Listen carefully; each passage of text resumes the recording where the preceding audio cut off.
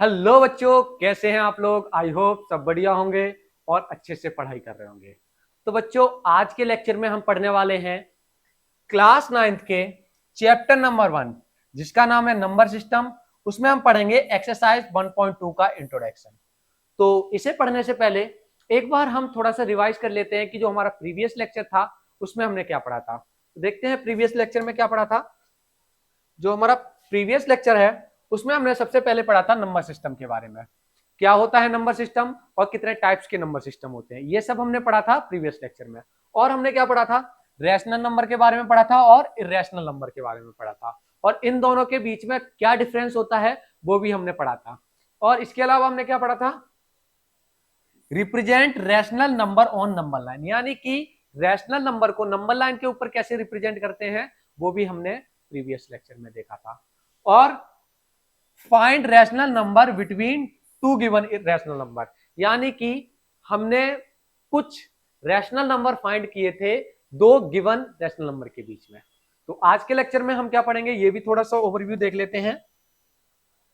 आज के लेक्चर में हम पढ़ने वाले हैं इरेशनल नंबर क्या होता है और कैसे हम पहचानेंगे कि इरेशनल नंबर क्या होता है, कैसा दिखता है, किस तरह से हम पहचानेंगे, ये सब पूरा हम डिटेल में पढ़ेंगे। इसके बाद हम देखेंगे represent irrational number on number line, यानी कि इरेशनल नंबर को नंबर लाइन के ऊपर कैसे रिप्रेजेंट करते हैं वो भी हम पढ़ेंगे। इसके अलावा find irrational number between two irrational number, यानी कि दो इरेशनल नंबर के बीच में और इरेशनल नंबर को कैसे फाइंड करें, ये भी हमारा आज का ही टॉपिक रहेगा। तो without wasting any time let's start the lecture. तो फर्स्ट है हमारा इरेशनल नंबर क्या होता है और इसे हम कैसे पहचानते हैं। इरेशनल नंबर के बारे में पढ़ेंगे। तो इरेशनल नंबर को पहचानने के लिए मैंने याद करो एक्सरसाइज 1.1 के इंट्रोडक्शन में बताया था। क्या बताया था कि पहला अगर इरेशनल नंबर, कोई भी नंबर इरेशनल नंबर होगा तो वो उसे हम पी अपॉन क्यू की फॉर्म में नहीं लिख सकते। किसी नंबर को हम पी अपॉन क्यू के फॉर्म में ना लिख सकें उसे बोलते हैं हम इरेशनल नंबर। दूसरी कंडीशन क्या बताई थी कि जितने भी हमारे non terminating non repeating non repeating वाले जितने भी नंबर होते हैं सारे इरेशनल नंबर होते हैं। तीसरी कंडीशन मैंने बताई थी कि अगर कोई नंबर अंडर रूट में है, अगर रूट के अंदर है, वो क्या होंगे, इरेशनल नंबर होंगे। पर कंडीशन क्या है कि जो अंदर नंबर लिखा है वो कंप्लीट स्क्वायर नहीं होना चाहिए। तो m should not be complete square. ठीक है, तो अंडर रूट में जो नंबर लिखा है वो कंप्लीट स्क्वायर नहीं होना चाहिए। लेट सपोज मैं एक एग्जांपल लेता हूं इसके लिए, जैसे अंडर रूट 2, क्या ये इरेशनल नंबर है? हाँ है इरेशनल नंबर। क्यों? क्योंकि इसे हम किसी भी तरह से बाहर नहीं लिख सकते रूट के। ऐसे ही अंडर रूट 3 भी, अंडर रूट 4, इसे बताओ इरेशनल नंबर है कि नहीं है? ये इरेशनल नंबर नहीं है। रीजन, क्योंकि ये बाहर निकल जाएगा, रूट से बाहर निकल जाएगा। किसका स्क्वायर होता है? ये कंप्लीट स्क्वायर लिखा है, किसका स्क्वायर होता है? 2 का। तो 2 का स्क्वायर है, इसलिए ये बाहर निकल के क्या बन जाएगा? एक इंटीजर बन जाएगा।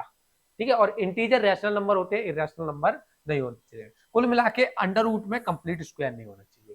देखो 4 कंप्लीट स्क्वायर है, जैसे अंडर रूट 9, ये 3 बन जाएगा, कंप्लीट स्क्वायर है 9, तो ये भी इरेशनल नंबर नहीं होगा। बाकी इसके अलावा जितने भी अंडर रूट में नंबर लिखे हैं वो सारे इरेशनल नंबर होते हैं। क्लियर है? एक और देखते हैं। लेट सपोज ये लिखा अंडर रूट 8, क्या ये इरेशनल नंबर होगा? हाँ, ये भी इरेशनल नंबर होगा। देखो अगर मैंने लिखा क्यूब रूट ऑफ 8 तो ये इरेशनल नंबर नहीं होगा। क्यों? क्योंकि ये रूट से बाहर निकल के 2 बन जाएगा, तो ये इरेशनल नंबर नहीं होगा।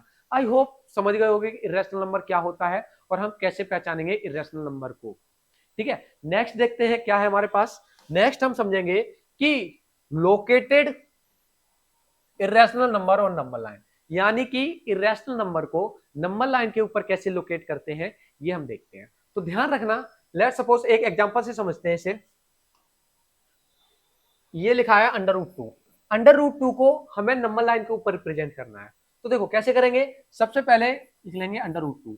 अब जो अंडर रूट में संख्या लिखी है उसको हम n मान लेंगे, तो n इक्वल टू हो जाएगा 2। अब हम क्या करेंगे, अंडर रूट 2 को रिप्रेजेंट करने से पहले, या फिर लेट सपोज हमने यहाँ पे लिख दिया अंडर रूट 2 को यहाँ पे n मान लिया, तो अंडर रूट n को रिप्रेजेंट करने से पहले हम नंबर लाइन के ऊपर under root n minus one को रिप्रेजेंट करेंगे। पहला स्टेप क्या होगा हमारा कि हम under root n minus one को नंबर लाइन के ऊपर रिप्रेजेंट करेंगे। तो देखते हैं n minus under root n minus one क्या होगा, n माइनस वन यानी कि under root two minus one, ये होगा अंडर रूट वन के, और अंडर रूट वन बराबर होता है वन के। हम सबसे पहले इसको नंबर लाइन के ऊपर लोकेट करेंगे। तो देखते हैं कैसे करेंगे। सबसे पहले एक प्यारी सी नंबर लाइन बनाएंगे, शुरुआत करेंगे जीरो, जिसे बोलते हैं ओरिजिन, 0 1 2 3, इधर minus one minus two minus three. अब क्या करेंगे, हम n माइनस वन को नंबर लाइन के ऊपर रिप्रेजेंट करेंगे। तो n माइनस वन क्या है यहाँ पे, वन, तो वन के यहां तक पहुंच गए, हम नंबर लाइन के ऊपर लोकेट कर दिया। अब n माइनस वन के ऊपर हम 1 यूनिट का परपेंडिकुलर ड्रॉ करेंगे।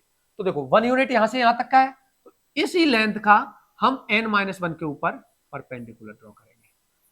ठीक है, अब क्या करेंगे, इसमें ओरिजिन से इसे मिला देंगे। तो ये वाली लेंथ देखो, ये वाली लेंथ 1 यूनिट की है, यहां से लेके यहां तक की भी लेंथ 1 यूनिट की है। अगर हम पाइथागोरस थ्योरम लगाएं तो ये देखो राइट एंगल ट्रायंगल बनना है, इस पे हम पाइथागोरस थ्योरम लगा के ये वाली लेंथ निकाल सकते हैं। पाइथागोरस थ्योरम क्या कहती है, देखो पाइथागोरस थ्योरम कहती है कि अगर हमारे पास कोई भी राइट एंगल ट्रायंगल हो, कोई भी राइट एंगल ट्रायंगल हो, ठीक है, तो हमें दो साइड गिवन हो, दो साइड हमें गिवन हो, और अगर हमें एक साइड निकालनी हो, दो साइड गिवन हो और एक साइड निकालनी हो, तो उसके लिए हम पाइथागोरस थ्योरम का यूज करते हैं। क्या कहती है पाइथागोरस थ्योरम, कि जो एच स्क्वायर होगा यानी कि हाइपोटेनियस का स्क्वायर, ये जो सबसे बड़ी वाली साइड होती है इसे बोलते हैं हाइपोटेनियस, और परपेंडिकुलर ये जो लंबी वाली लाइन होती है इसे बोलते हैं, और बेस जो लेटी हुई लाइन होती है उसे बोलते हैं। ठीक है, तो एच स्क्वायर बराबर होगा P square plus B square के। क्लियर है। अब देखो इस पाइथागोरस का यूज करके हम ये वाली लेंथ निकाल सकते हैं। तो हम आसानी से ये वाली लेंथ हम निकाल सकते हैं। कैसे निकालेंगे, देखो एच स्क्वायर हमें निकालना है, एच की वैल्यू निकालनी है, तो एच स्क्वायर बराबर हो पी स्क्वायर यानी कि वन का स्क्वायर प्लस बी स्क्वायर यानी बेस का स्क्वायर वन का स्क्वायर। तो देखो एच स्क्वायर बराबर हो जाएगा वन का स्क्वायर वन प्लस वन का स्क्वायर वन, तो एच स्क्वायर की वैल्यू क्या हो जाएगी, वन प्लस वन टू, तो एच की वैल्यू क्या हो जाएगी, अंडर रूट टू। क्लियर है। तो ये वाली लेंथ हमारी कितनी निकली है, अंडर रूट टू। इतना क्लियर है। अब क्या करेंगे हम, ध्यान देना कि ये जो लेंथ निकली है इसको हम रेडियस मान के नंबर लाइन के ऊपर एक आर्क ड्रॉ कर देंगे। इसको रेडियस मान लिया, इतनी लेंथ का हमने, जो हमारा कंपास है उसकी नोक को यहां पे रखेंगे जीरो के ऊपर, ओरिजिन के ऊपर, और जो पेंसिल की नोक है उसको इसके टॉप पे रखेंगे, और इसको इसको हम रेडियस मान के एक आर्क ड्रॉ कर देंगे इस तरह से। ठीक है, तो जहां पे आर्क लाइन को काट कर रहा है, जहां पे लाइन को काट रहा है वहीं पे क्या होगा, हमारा अंडर रूट टू होगा। तो ये वाली लेंथ क्या हो जाएगी हमारी, अंडर रूट टू। थोड़ा लॉजिक समझते हैं कि ऐसा क्यों है। देखो इसको हमने क्या माना था, रेडियस, तो लेट सपोज हम क्या करेंगे, यहां से एक पूरा सर्कल ड्रॉ कर देंगे इस साइड से, इस तरह से, सर्कल थोड़ा गोल नहीं है, यहां से ये लेंथ हो गई हमारी अंडर रूट टू। तो ये देखो ये वाली यहां से लेके यहां तक की भी तो लेंथ अंडर रूट टू ही होगी, क्योंकि रेडियस, सर्कल का रेडियस जो होता है वो हमेशा इक्वल होते हैं, है ना। रेडियस, सारे रेडियस, कितने भी रेडियस बना लो, ये सारे क्या होंगे, आपस में इक्वल होंगे। तो ये भी यहां से लेके यहां तक की भी लेंथ क्या होगी, अंडर रूट टू ही होगी। क्लियर है यहां तक। ठीक है, तो ये समझ में आ गया कि अंडर रूट टू को नंबर लाइन के ऊपर कैसे रिप्रेजेंट करते हैं। अब नेक्स्ट एग्जांपल देखते हैं।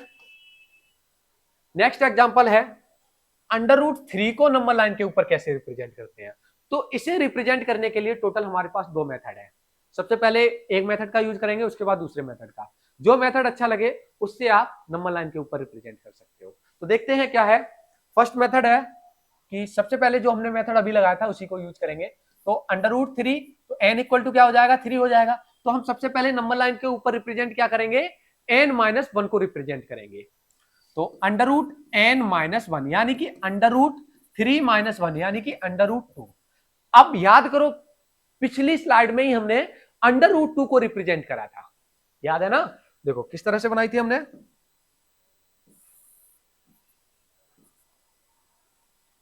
जीरो वन टू, इधर माइनस वन माइनस टू। ठीक है, अब देखो हमने अंडर रूट टू को रिप्रेजेंट करा था। ये देखो कहां पे आ रही है थोड़ा सा आगे। ठीक है, लेट्स सपोज ये आ रही है करीब करीब यहाँ पे अंडर रूट टू हमारा कहां पे है, ये रहा। ठीक है, यहाँ पे है।